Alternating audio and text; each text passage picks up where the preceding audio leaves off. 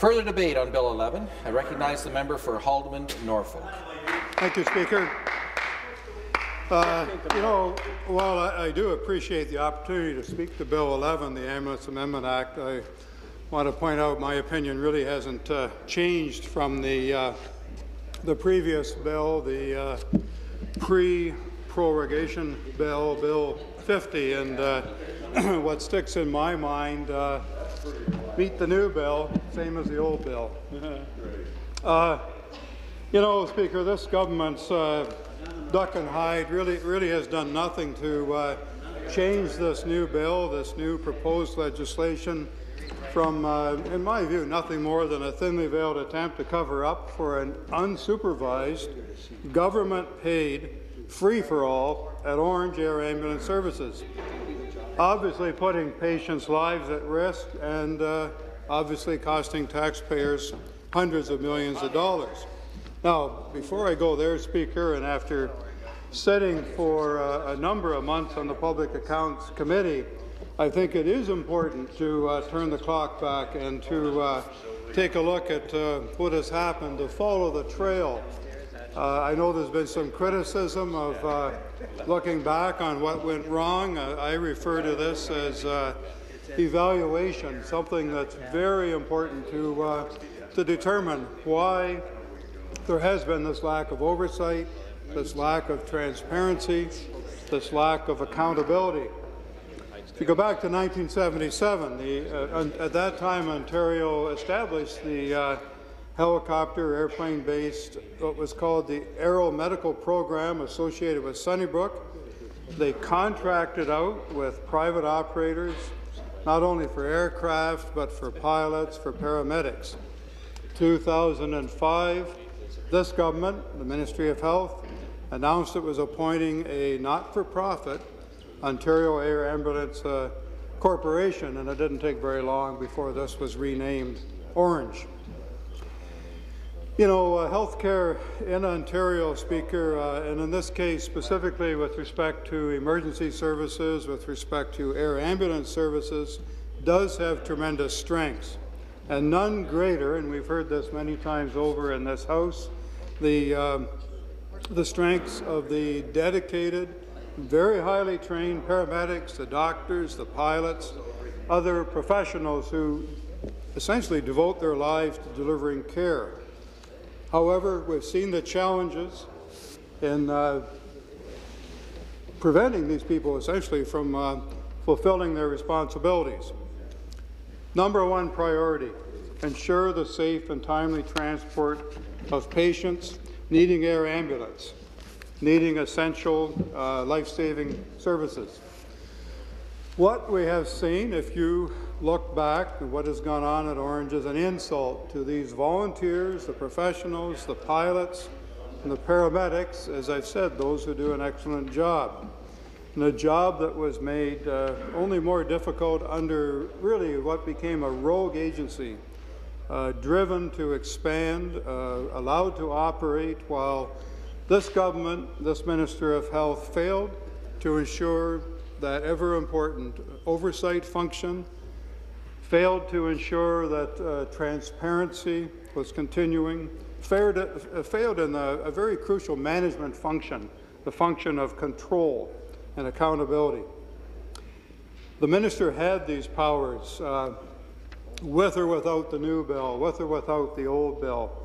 In 2006, the ministry committed to set and monitor standards to ensure, and I quote, "The end result will be improved care, improved access to service, increasing effectiveness and efficiency of delivery of service, and the assurance of greater fiscal and medical accountability." And that sounds great when I read that statement. And yet, here we are today, we're debating a bill that government claims will now give them the oversight powers. Speaker, these are powers they actually had all along.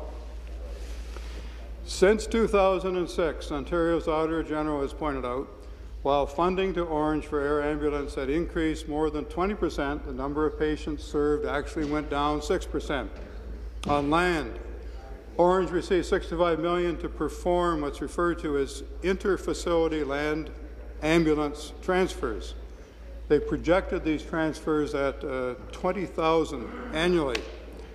Ornge ended up only conducting about 15% of that projection. Over 5 years, Ornge received $730 million from the Health Ministry. They borrowed another $300 million with virtually no monitoring, no oversight. The $300 million was borrowed to finance, among other things, the purchase of 12 new helicopters, 10 new airplanes, and 11 used helicopters, as I understand, basically to kind of fill in until the new ones came on order. And now there's, what do you do with 11 used helicopters once the new ones arrive? Minister, what's important here, Speaker, what's important here, the minister had the power to stop this. She had the oversight capabilities to ensure that this sorry tale really never commenced in the first place. And this came up again and again during committee hearings on public accounts. If you take a look at the testimony on committee, you'll see many examples of officials confirming this government's oversight responsibilities they had all along. I think of an exchange between Frank Cleese, a member for Newmarket Aurora, and the head of emergency services.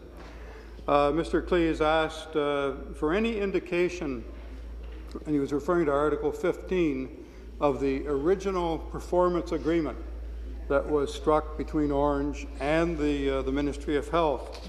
And he asked, would this relieve the Ministry of Health of its oversight responsibilities?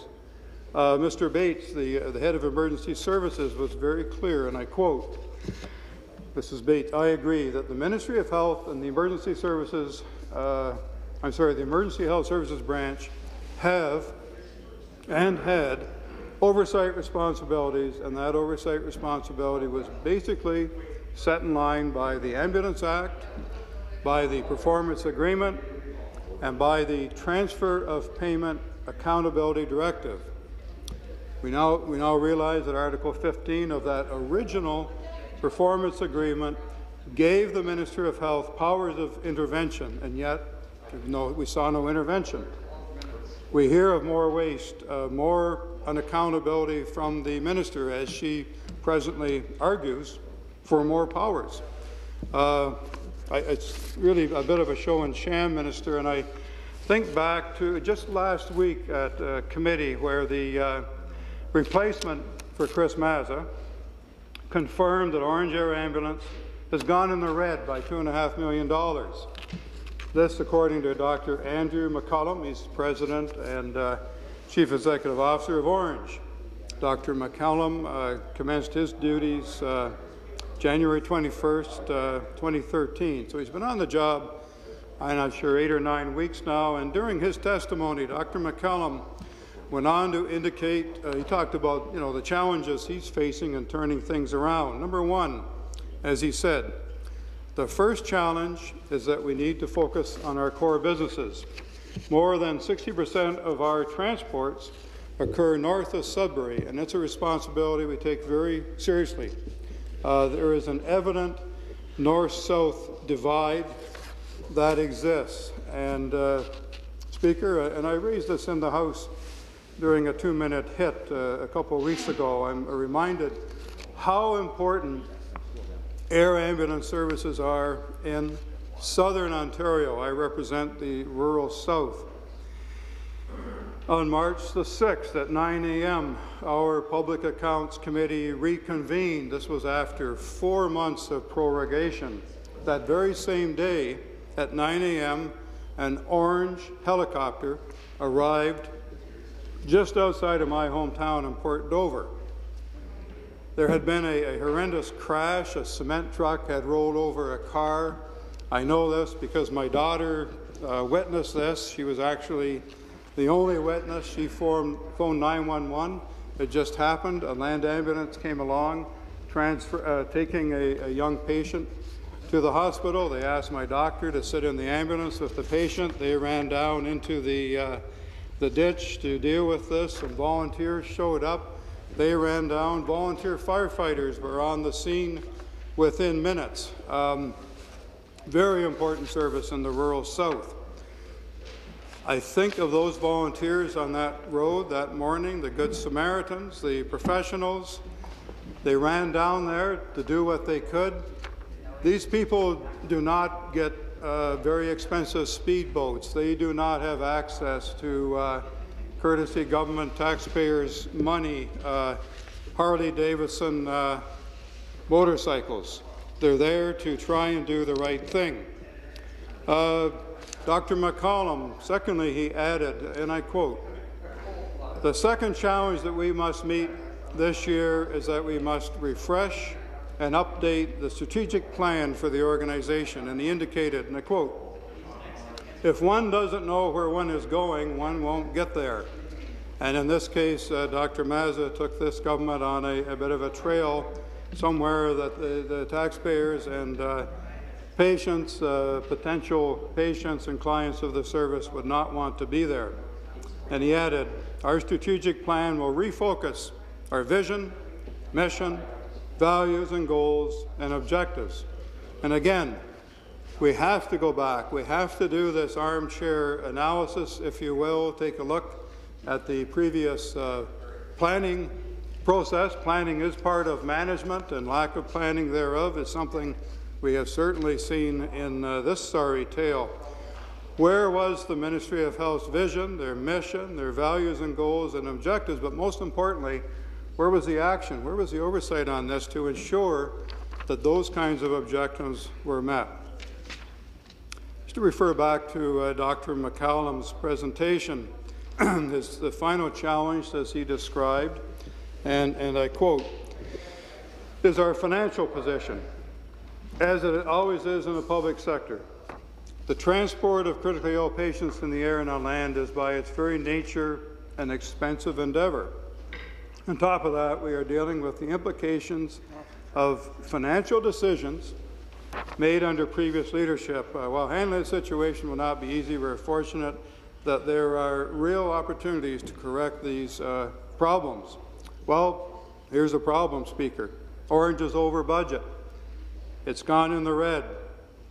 And now we discover they have handed out $2 million in employee bonuses. Speaker, $150 million a year flows into Ornge. As I've indicated, money that was wasted on Harley-Davidson choppers, a speedboat, kickbacks for helicopters not suited to conduct CPR. Now government is awarding employee bonuses of $2 million, leading to a $2.5 million deficit situation. So here we are. There's more work to be done as a result of things that are going on virtually as we speak. Given the history, I continue to state my concerns over how this bonus bailout, this deficit will affect these crucial operations we're discussing today with our air ambulance service. How that will affect patient care? Where will the money be found? Will there be cutbacks in other essential services to pay for these bonuses?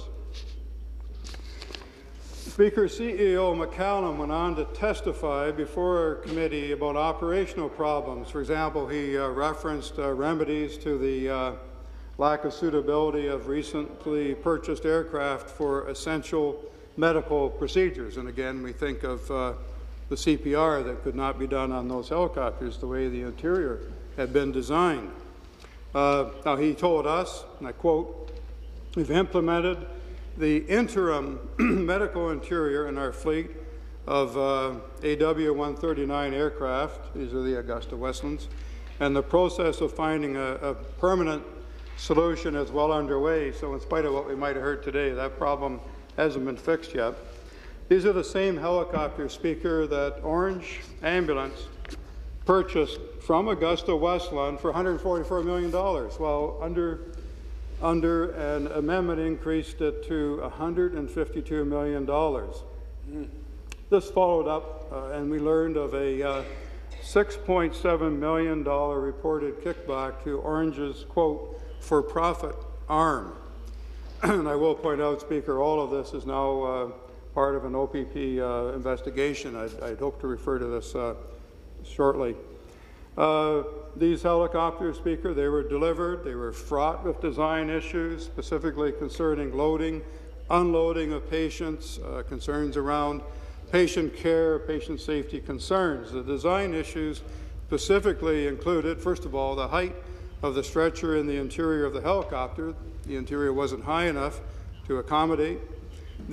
Secondly, the ability or the inability of paramedics to access and treat a patient, not only hampering CPR, but advanced airway management, intubation, and other procedures. Ornge went back to the manufacturer, advised them of the design problems. The firm claimed that the project was completed in accordance with the specifications provided by Ornge. Again, how do these things happen? How do we end up with $152 million worth of life-saving helicopters whose design itself impedes life-saving procedures? Mr. Cleese, my colleague from Newmarket, Aurora, referenced the vital design problems in reporting, indicated that Dr. McCallum, an accident that occurred July 17th, 2011. Again, Mr. Cleese. On arrival at the scene of a motorcycle accident, the single primary care paramedic on board the helicopter informed local and EMS that due to the interior design of the Ornge helicopter, he would be unable to perform CPR on a patient. The patient was transported by land ambulance and died en route.